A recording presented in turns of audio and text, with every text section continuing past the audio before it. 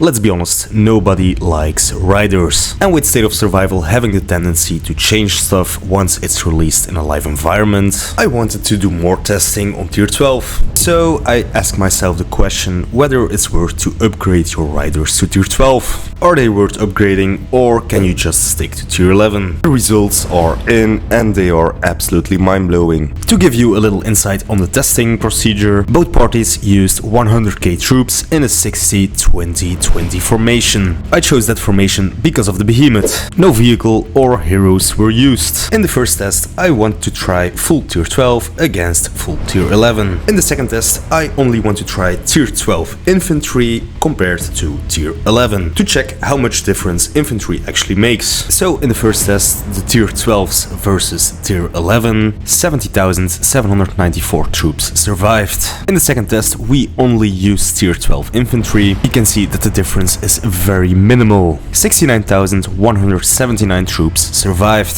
So this result got me even more curious. As you can see, there is barely any difference between the first and the second test. Could that potentially mean that riders and hunters aren't that influential? To make conclusions, I decided to do some more additional testing. I wanted to see the true influence of riders in battle, so in our next test I decided to go with tier 12 riders in one march, with hunters and infantry tier 11 against a full tier 11 march. Only 50,946 troops survived in this one. You can clearly see Sam not having infantry tier 12 hurts her march massively. Just to remind you, this was the battle report with only infantry as tier 12. Now, I was also very curious about the influence of the hunters, so I decided to repeat the same process as with riders. And as you can see, we got even less survived troops. Now, what can we make of this?